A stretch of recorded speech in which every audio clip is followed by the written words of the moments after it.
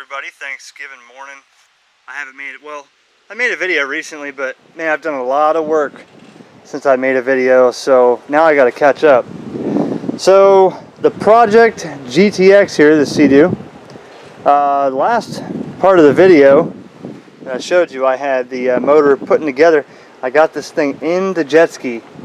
I have it hooked up, and the best thing about this is what maybe some of you have waited for after seeing a couple of those videos, is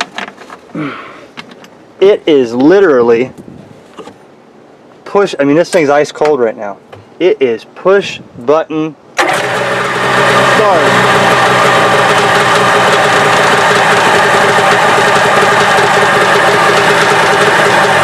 The thing fires in less than 2 revolutions. I mean, this thing, I'm waiting to get out in the water and break that thing in. So then, after that, so we're still working on that. And but yesterday, I went down about 25 miles south and picked up a trailer with 2 more 94 XPs on it for parts. Now I got a lot of parts, so check this out. I got the trailer. Trailer's got brand new tires on it, brand new bearings. Trailer's in good shape, and $500. Okay, it needs a couple things. It needs a bump repair over there. It needs the, the crank or the winch for the thing there. So the one on the left here, the guy had running recently. In fact, it's still tagged for till next year. The thing was in the water recently, but he put a new top end on it. I'll show you that, and he couldn't get it running quite right, and I guess he ran out of time on it. He's got to move, so I figured I'd pick that up. This has a 587 yellow in it, and I don't know too much about the yellow because all the other ones that I'm playing with are pretty much the same. I mean, a similar design, the same principle, but the electronics, there's no e-box in here, and what he did, he bypassed some stuff, so it's not charging. There's no regulator, there's no e-box in here.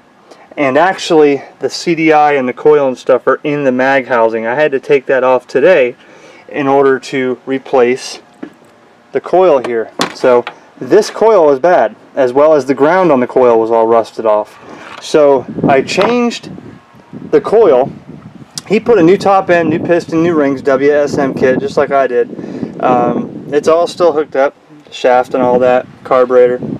But I got to route some lines and see what's going on with the oil lines and stuff. But comes with a battery, and check this out. Now that I got this, it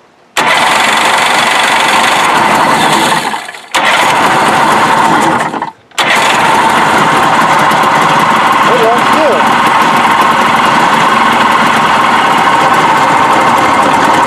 Now that was just a little bit of gas put in the top of the carburetor here, but I don't have the gas in the tank. So it runs on both cylinders now too. The timing's just about right. So I'm going to put this stator cover back on. I got a little bit of time to do that, and clean up this hole here. So along with this, so the other one over here is pretty much empty. It's just an empty hull, gas tank in there, and a couple other things.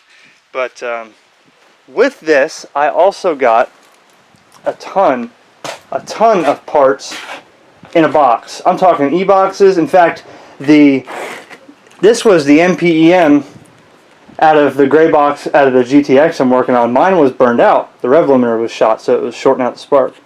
So one of these, he had a 587, a bunch of them in here. So I took one out, tested it, threw it in, and that's why mine runs, that GTX runs.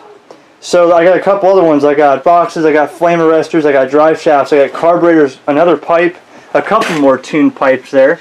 One tune pipe on the XP, one here, one more on my truck, and one more in pieces here.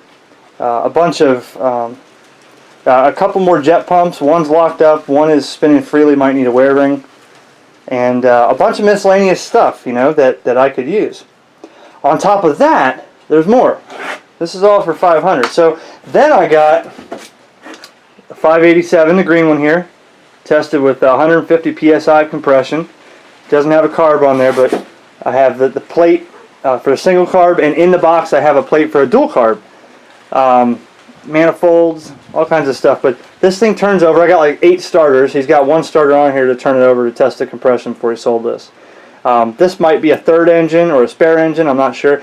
And then I also got a 657X, but it is locked up on the top end. I guess his idea was to get that running one day because the 657X is pretty cool. It's got the, a lot more powerful than the 587. It does have the carb on it. It's got all the parts in the box or whatever, and the pipe with it, the heads with it, everything. The stator that was taken off, I'd like to put that back on. So, and there's another starter over there. So I'm not sure what I'm going to do yet. I could offload this, just, maybe take the top end of the 657 off and sell the bottom end for money for the project. Maybe I'll put this 587 in the third XP. Maybe I won't. Maybe I'll use it for parts. I'm not sure.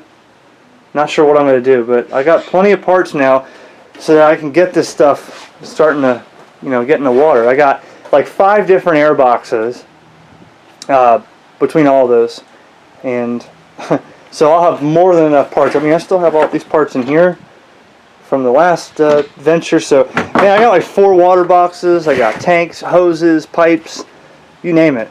So that's the update for now. I guess the next time I'm making a video, I'll show you. Maybe I'll have my GTX on the trailer on that side. This one here, I can get these both running. Then I'll worry about the other ones. Maybe I'll give away the hulls if someone wants to come pick them up. I'm not sure yet. So that's an update for the Seadoo project. Man, I got my hands full. I got a lot of stuff. Hey, I got the one motor running in the GTX. I got the yellow one motor. So I got 2 running motors here. And that comes a long way from when that thing was getting beat apart in my garage, or my buddy's garage, with a sledgehammer, and finding out that thing was no good. So, making progress. Stay tuned. Got more coming on the way.